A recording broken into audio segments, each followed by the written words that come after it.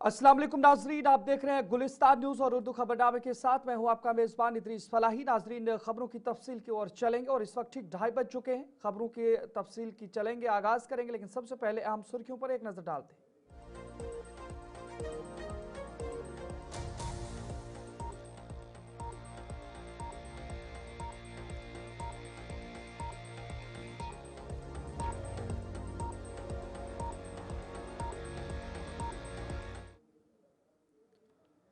नजर आम सुर्खियों के बाद खबरों की तफसील की ओर चलेंगे और सबसे पहले बात लेफ्टिनेंट गवर्नर मनोज सिन्हा के हवाले से करेंगे और आपको बता दें, जहां पर लेफ्टिनेंट गवर्नर जम्मू कश्मीर मनोज सिन्हा ने आज कटरा का दौरा किया और इस दौरान उन्होंने सुबह 11:45 पर श्री शंकराचार्य जी मंदिर का संग बुनियाद रखा।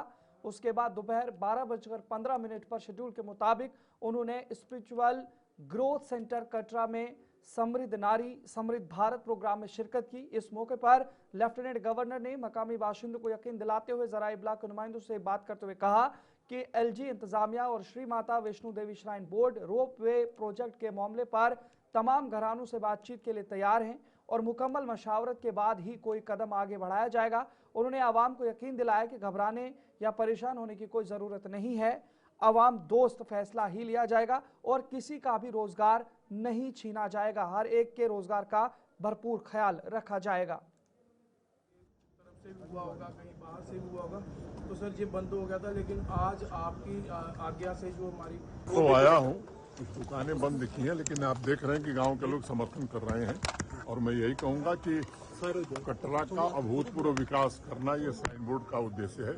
देश भर के श्रद्धालु आते हैं और कटरा के निवासियों से मेरी अपील होगी कि वो एकदम आश्वस्त रहें, किसी की रोजी रोटी पर कोई संकट नहीं आएगा और श्राइन बोर्ड हर तरह के लोगों से बातचीत करके बेहतर से बेहतर। नजर आगे बढ़ जाएंगे तो बात जम्मू के हवाले से करेंगे। इस वक्त एक बड़ी खबर आ रही है नेशनल लॉ यूनिवर्सिटी के हवाले से, जहां पर तलबा की जानिब से आज एक बार फिर शदीद एहतजाज किया गया है।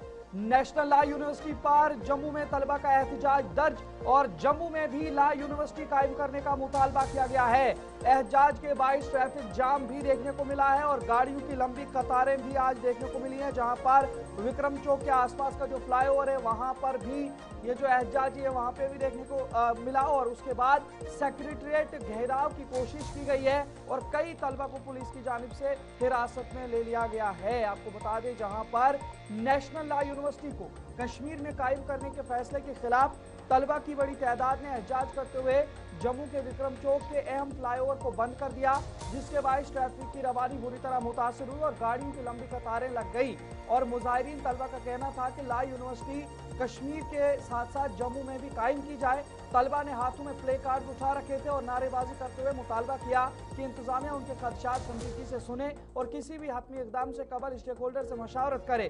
और इस बीच में आपको बता दें, ये जो तस्वीरें आप देख रहे हैं, अलग अलग मकाम पर पुलिस की जानिब से इस एहतजाज को नाकाम बनाने की कोशिश की गई है और एहतजाज में भगदड़ जैसी मच गई है, जिसके बाद तलबा इधर उधर भागे, लेकिन कई तलबा को फिलहाल एहतियाती तौर पर हिरासत में भी ले लिया गया और ये तस्वीरें आपके सामने। और ये कई तंजीमों से वाबस्ता तलबा हैं जो स्टूडेंट ऑर्गेनाइजेशन है और उनकी जानिब से बाज़ाब्ता तौर पर एहतजाज किया गया है और सेक्रेटरिएट घेराव की भी कोशिश की गई है। तो हम तलबा की जानिब से पूरे मामले के हवाले से क्या कुछ कहा गया वो भी आपको सुनाते हैं।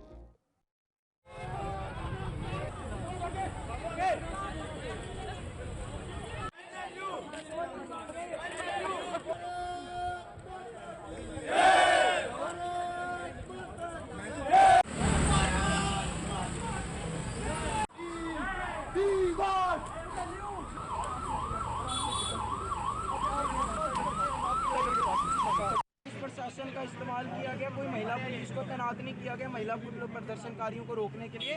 और मैं प्रदर्शन कर रहा हूँ, कहते हैं आप लॉ स्टूडेंट ही नहीं हो। अरे मैंने बोला इंस्टा खोल के एक रील देख, पता लगेगा कि मैं लॉ स्टूडेंट नहीं हूँ। हम प्रोटेस्ट कर रहे हैं और आगे धक्का देख के भगा रहे हैं। लाठियाँ हम लोगों ने यहाँ पे खाई हैं, किसी के मेरे जांघ पे लाठी पड़ी, किसके सिर पे लाठी पड़ रही है। और किस तरीके का प्रशासन इस्तेमाल किया जा रहा है कि हम प्रदर्शन नहीं कर सकते। क्या प्रदर्शन का अधिकार केवल कानून के अंदर सीमित रह गया, ग्राउंड पे सीमित नहीं है क्या?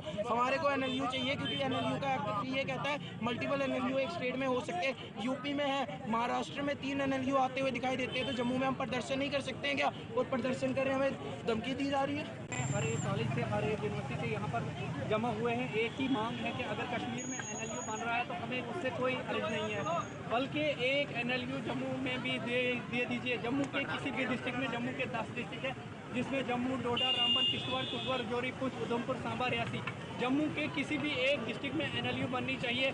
अगर NLU का ये एक्ट कहता है कि एक यूनियन टेरिटरी में या एक स्टेट में दो से ज़्यादा यूनिवर्सिटी बन सकती है, तो फिर जम्मू में एक यूनिवर्सिटी देने से क्या होगा। हाल ही में जो कैबिनेट मंत्री है और एजुकेशन मंत्री भी है, उनसे पूछा गया कि जम्मू में यूनिवर्सिटी बननी चाहिए या नहीं। उनका ये साफ जवाब था कि कश्मीर में बन रही है, बडगाम में बन रही है, बारामूला में बन रही है, श्रीनगर में बन रही है, तो ठीक है। एक शब्द भी उन्होंने ये नहीं निकाला कि अगर डोडा में बने, रामबन में बने, किश्तवाड़ में बने, कठुआ में बने, जम्मू के किसी भी डिस्ट्रिक्ट में बने। अगर उन्होंने ये भी कहा होता ये भी हमारे लिए बहुत है, मगर उन्होंने एक शब्द मुँह से नहीं निकाला कि हम जम्मू को देंगे। इससे सीधा सीधा पता चलता है कि ये एक ही साइड पार्शलिटी कर रहे हैं और कश्मीर को फोकस कर रहे हैं और कश्मीर पे भी बात कर रहे हैं। हम चाहते हैं कि जम्मू के लिए भी ध्यान दिया जाए, या तो ऐसा कीजिए कि आप हमारे मंत्री हैं ही नहीं, तो जम्मू को अपना समाधान। नाज़रीन, आगे बढ़ जाएंगे तो बात जराई इब्लाग या मीडिया के हवाले से भी करेंगे और ये मामला आज असेंबली के अंदर उठाया गया है और MLA तनवीर सादिक की जानिब से एक बड़ा बयान मीडिया के हवाले से दिया गया है। असेंबली में तनवीर सादिक की जानिब से मीडिया पॉलिसी पर सवाल किया गया है और सरकारी इश्तिहारात या एडवर्टीजमेंट की मुनसिफाना तकसीम का मुतालबा किया गया है। सहाफियों के लिए पेंशन स्कीम शुरू करने की तजवीज दी गई है और मीडिया इदारों को माली इस्तेहकाम देने पर जोर दिया गया है। आपको बता दें, ये बड़ी खबर मीडिया के हवाले से, जहां पर आज असेंबली के अंदर मीडिया के हवाले से आवाज गूंजी है। जम्मू कश्मीर असेंबली के इजलास के दौरान रुकन असेंबली तनवीर सादिक ने मीडिया पॉलिसी और सरकारी इश्तिहारात या गवर्नमेंट एडवर्टीजमेंट की मुनसिफाना तकसीम का मामला जोर शोर से उठाते हुए कहा कि जम्मू कश्मीर के कई नामवर टीवी चैनल्स और अखबारात को सरकारी एडवर्टीजमेंट से महरूम रखा जा रहा है, जो न सिर्फ मीडिया इदारों के माली इस्तेहकाम के लिए जरूरी है बल्कि जमहूरी निज़ाम में आज़ाद और मजबूत सहाफत के फरोग के लिए भी नागुज़ीर है। उन्होंने ऐवान में कहा कि मीडिया रियासत का चौथा स्तून है और अगर इसे मुआशी तौर पर कमजोर किया जाएगा तो इसके मनफी असरात समाज और जमहूरी अक़दार पर मुरतब होंगे। तनवीर सादिक ने मजीद मुतालबा किया कि हुकूमत सहाफियों की फलाह बहबूद के लिए बाकायदा पॉलिसी मुरतब करे और खुसूसन तवील अरसे तक खिदमत अंजाम देने वाले सहाफियों के लिए पेंशन स्कीम मुतारिफ कराई जाए ताकि उनके अहले खाना को मुस्तकबिल में माली मुश्किलात का सामना ना करना पड़े। उन्होंने जोर देकर कहा कि जो सहाफी बरसों तक अवामी मसाइल को उजागर करते हैं उनकी समाजी और मुआशी सलामती को यकीनी बनाना हुकूमत की जिम्मेदारी है और इस ज़िम्न में फौरी और ठोस इक़दाम की जरूरत है। क्या कुछ उनकी जानिब से कहा गया है, सुनते हैं। सबसे ज्यादा एडवर्टाइजमेंट किसको मिलता है? फिश आई, लेक व्यू, बारची, चिनार, बेखौफ, शंख, जम्मू, भूमि, तीसरी आंख, तीसरी दुनिया। ये न्यूज़पेपर होने से साथ किसी ने नहीं सुना होगा, नहीं सुना, लेकिन सबसे ज्यादा एडवर्टाइजमेंट इनको मिल रहा है। और जहां आप देखें, चाहे वो Greater Kashmir, Gulistan, Daily Excelsior, State Time, Uzma, Kashmir Times, Kashmir Live, Aftab, Srinagar Time, Jammu के इतने बड़े, उन बेचारों को कुछ भी ये कौन सी नाइंसाफी है कि या तो ये फिर मतलब न्यूज, अगर आप इतने बड़े एक इदारे को एडवर्टीजमेंट से रुकाते हैं या उनको चलाते हैं तो इससे सीधे पता चलता है कि इनकी जो डोर है वो कहीं है। मुझे लगता है सर, ये जो 2022 की पॉलिसी है, ऑनरेबल चीफ मिनिस्टर साहब, उनको चेंज, हमें ये फिश आए और भूमि और ये नहीं चाहिए, हमें वो न्यूज़पेपर चाहिए जो सच लिखे, वो इनका भी लिखे, हमारा भी लिखा और सच लिखे। सर, मेरी वही अपील होगी कि जो 2022 की पॉलिसी है फीस की वो चेंज करें। सर, इसके बाद स्टेट्स है जिधर पेंशन दिया जाता है जो बहुत इंपॉर्टेंट है, ये लोग क्या करेंगे? इनके पास कलम है, इनके पास पेपर है और ये लिखते हैं। अगर किसी गवर्नमेंट या किसी बीजेपी साहब के या किसी के खिलाफ लिखा तो ऑब्वियसली गुस्सा आएगा और उनके ऊपर फिर तलवार चलती है दोनों तरफ से। सर, उनको भी किसी तरीके से, उनकी भी फैमिलीज होती है, बच्चे होते हैं, अगर किसी पेंशन में उनका भी किसी तरीके से हम करें तो मुझे लगता है अच्छा होगा। और एक इसके साथ नहीं है। नजर आगे बढ़ जाएंगे तो बात HDFC बैंक फ्रॉड केस के हवाले से भी आपको एक खबर देते हैं और आज आपको बता दें, इकोनॉमिक अफेंस विंग की जानिब से एक बड़ा पर्दाफाश किया गया है। बैंक फ्रॉड केस में 5 मुलाजिम गिरफ्तार किए गए हैं और EOW कश्मीर की शोपियां बडगाम में छापेमारी की गई है। बड़े माली घपले की तहकीकात भी इस हवाले से जारी है, लेकिन सबसे बड़ी खबर यह है कि इस मामले में 5 लोगों को अभी तक गिरफ्तार किया गया है। जम्मू कश्मीर में माली बदनवानी के एक बड़े मामले में अहम पेशरफ्त सामने आई है। इकोनॉमिक ऑफेंस विंग कश्मीर ने HDFC बैंक की ब्रांच यूनिट शोपियां में मुबैना बड़े माली फ्रॉड के सिलसिले में 5 मुलाजमीन को गिरफ्तार कर लिया है। यह मुकदमा FIR नंबर 30/2025 के तहत मुतालिका दफाते भारतीय न्याय संहिता या BNSS और IT एक्ट के तहत police station EOW Kashmir crime branch Jammu Kashmir में दर्ज किया गया। हुकाम के मुताबिक मामला एक तहरीरी शिकायत के बाद सामने आया, जिसमें शोपियां ब्रांच में बड़े पैमाने पर माली बेज़ाब्तगियों की निशानदेही की गई थी। PHQ जम्मू कश्मीर की हिदायत पर केस को पुलिस स्टेशन शोपियां से मुंतकिल करके क्राइम ब्रांच जम्मू कश्मीर के सुपुर्द किया गया था, ताकि जामे तहकीकात की जा सके और गिरफ्तार शुदगान में अदील अयूब गनाई, इरफान मजीद जरगर, मुबशिर हुसैन शेख, जैद मंजूर और जावेद अहमद भट्ट शामिल हैं। इस दौरान तफ्तीशी टीमें जिला शोपियां और बडगाम के मुख्तलिफ मकामात पर छापे मार रही हैं, ताकि केस से मुतालिक शवाहिद इकट्ठे किए जा सके। EOW कश्मीर ने कहा कि माली सालमियत के तहफ़्फ़ुज़ के लिए तमाम कानूनी इक़दाम जारी रखे जाएंगे और तहकीकात को मंतिकी अंजाम तक पहुँचाया जाएगा।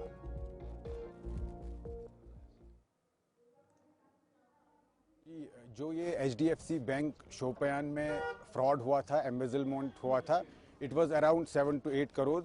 इसमें आज अब लेटेस्ट डेवलपमेंट ये है कि जो इसमें मुल्जिमान हैं उनको गिरफ्तार किया गया है।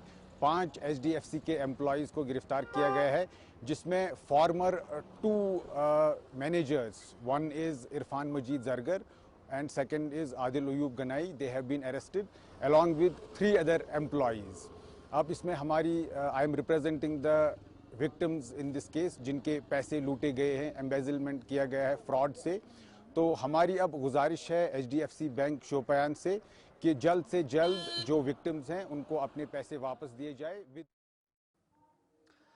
नजर आगे बढ़ जाएंगे तो बात जम्मू कश्मीर के हवाले से करेंगे और आज एक फखरिया लम्हा है, क्योंकि बात करें रणजी ट्रॉफी की तो जम्मू कश्मीर की जो क्रिकेट टीम है उसने तारीख रकम कर दी है और जम्मू कश्मीर क्रिकेट टीम ने तारीख रकम किया। पहली बार रणजी ट्रॉफी फाइनल में पहुंची जम्मू कश्मीर की टीम बंगाल को 6 विकेटों से शिकस्त देकर 24 को फाइनल होने जा रहा है और लेफ्टिनेंट गवर्नर मनोज सिन्हा और वजीर आला जम्मू कश्मीर समेत दीगर कई लीडरान ने टीम को मुबारकबाद पेश की है। आपको बता दें, जहां पर जम्मू कश्मीर क्रिकेट टीम ने तारीख रकम करते हुए रणजी के सेमीफाइनल में शानदार फतेह हासिल की है। कटोरा के मकाम पर खेले गए सेमीफाइनल में जम्मू कश्मीर ने बंगाल को 6 विकेटों से शिकस्त देकर फाइनल में जगह बना ली है, जो टीम की तारीख में पहली बार है कि वो इतने अहम मरहले तक पहुंची है। आकिब नबी की शानदार ऑलराउंड कारकर्दगी की बदौलत जम्मू कश्मीर ने दो बार की चैंपियन बंगाल को 6 विकेटों से शिकस्त देकर तारीखी कामयाबी हासिल की है। आकिब नबी ने मैच में मजमूई तौर पर 9 विकेटें हासिल की हैं और पहली इनिंग्स में 54 गेंदों पर 42 रन भी स्कोर किए। बंगाल की टीम दूसरी इनिंग्स में सिर्फ 99 रन पर ढेर हो गई, जहां आकिब नबी और सुनील कुमार ने 4-4 विकेटें हासिल की। जम्मू कश्मीर को जीत के लिए 126 रन का हदफ मिला। हदफ के ताकुब में वंश शर्मा ने 43 नॉट आउट रन बनाकर टीम को कामयाबी दिलाई, जबकि अब्दुल समद ने 27 गेंदों पर 30 रन की अहम इनिंग्स खेली। आकिब नबी इस सीजन में जम्मू कश्मीर की कामयाबियों के मरकजी किरदार रहे और क्वार्टर फाइनल में मध्य प्रदेश के खिलाफ भी उन्होंने फैसला कुन कारकर्दगी दिखाई थी। लेफ्टिनेंट गवर्नर मनोज सिन्हा ने जम्मू कश्मीर क्रिकेट टीम को रणजी ट्रॉफी के सेमीफाइनल में शानदार फतेह पर मुबारकबाद पेश करते हुए इसे यूनियन टेरिटरी की तारीख का एक तारीखी कारनामा करार दिया है। अपने पैगाम में लेफ्टिनेंट गवर्नर ने कहा कि टीम ने अपनी गैर मामूली कारकर्दगी से जम्मू कश्मीर की स्पोर्ट्स तारीख में एक नया सुनहरा बाब रकम किया है और पूरे खिता खिलाड़ियों के आज़म, नज़्म ज़ब्त और जज्बे मुकाबले पर फख्र महसूस कर रहा है। उन्होंने उम्मीद जाहिर किया कि टीम फाइनल में भी इसी कामयाबी के तसल्सल को बरकरार रखते हुए जम्मू कश्मीर के लिए मजीद एजाज हासिल करेगी और खिते के नौजवान खिलाड़ियों को कौमी सतह पर बड़े ख्वाब देखने और बेहतरीन कारकर्दगी दिखाने की तरगीब देगी।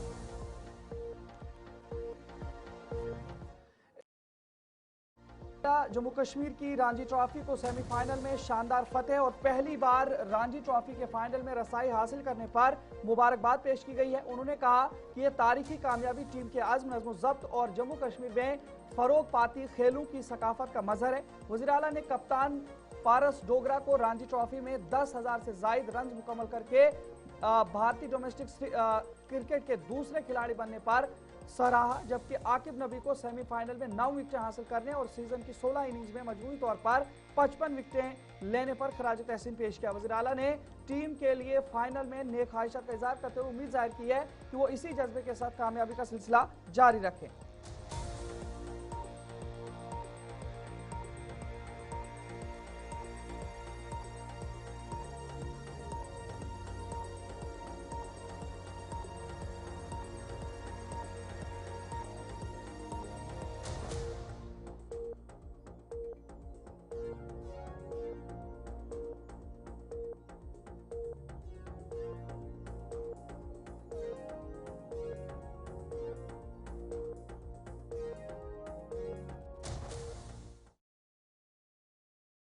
के पूरे आवाम की तरफ से मुबारकबाद पेश करता हूँ और उम्मीद करता हूँ कि वो दिन दूर नहीं है जब हम मुल्क की टीम में जम्मू कश्मीर के खिलाड़ियों को जो है एक बहुत अहम रोल अदा करते हुए जो है वो देखना शुरू करेंगे। कश्मीर के पूरे आवाम पेश करता हूँ, कश्मीर के पूरे आवाम की तरफ से मुबारकबाद पेश करता हूँ।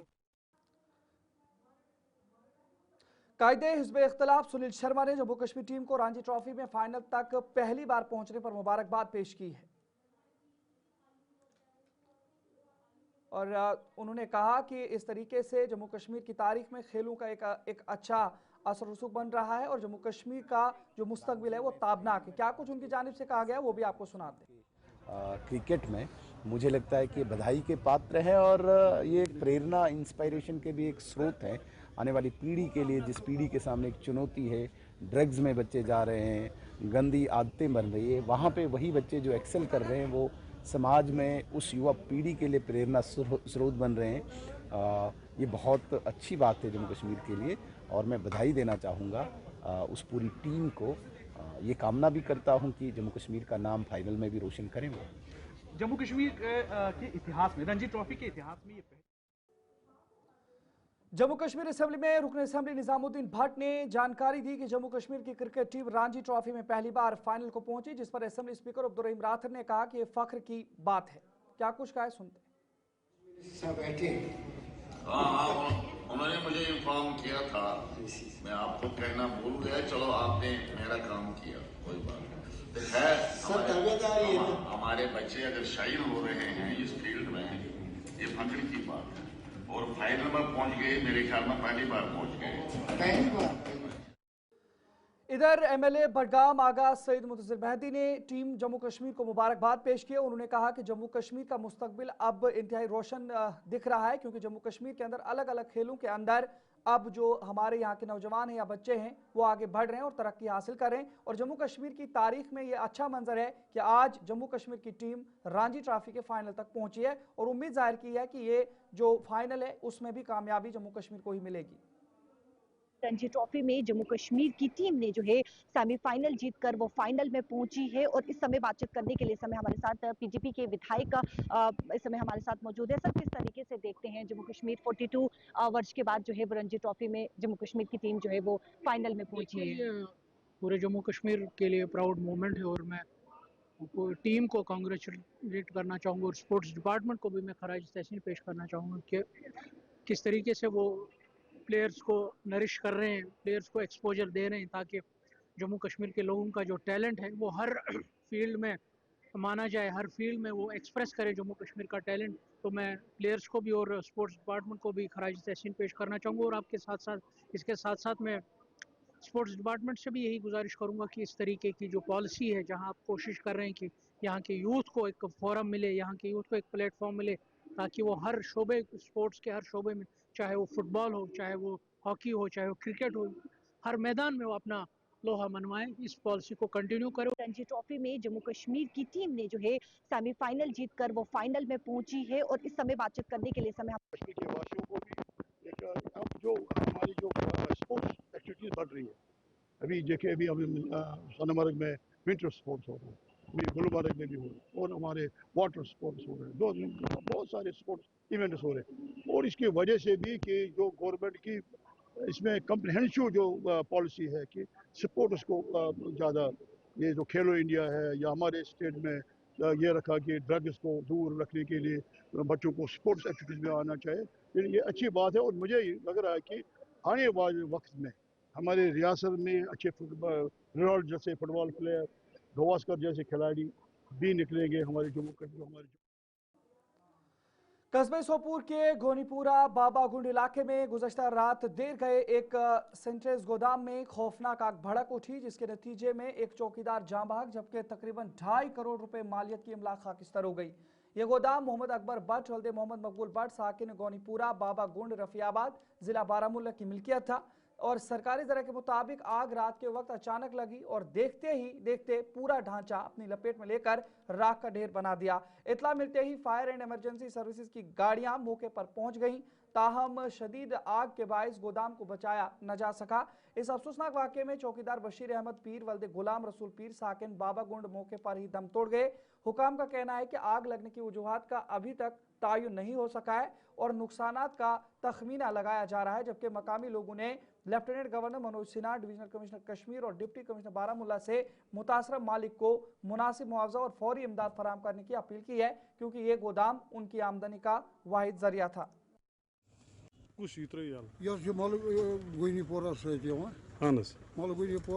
मकान बनोमुत कारखानस गई 10-15 वी तो गो तकरीबन खबर दून तकिन 2 बजे गो नार ये वत सही नार चकोरस लोगमुत ये सोरे सामान वार वाल बाकी चीज टेंकी बाई गीजर बाई मोटर बाई काफी सामान तकरीबन 2 करोड़ रुपये बात ये गोदाम बाई फुल भर माल कोत नुकसान गुमुत वन यम गई तकरीबन मे 5-6 करोड़ 10 करोड़ तान गमत वनस नुकसान यह बह सोरे एरिया भर अत बन लथ त्रानस तोक मार्बल तह टल तह बह सोरे इंतजामिया गुजारिश सोई गुजारिश यही नजर सनिया कर। एक्चुअली ये इलाका रफियाबाद का इलाका, ये गांव जो है गुनीपुरा और सोलू के बीच है बाबागुंड। यहाँ पर गुनीपुरा का एक आदमी का शोरूम जिसका नाम MM ट्रेडर्स है, उनका बहुत बड़ा सैनिटरी का शोरूम यहाँ पर रहा है पिछले 5-10 साल से।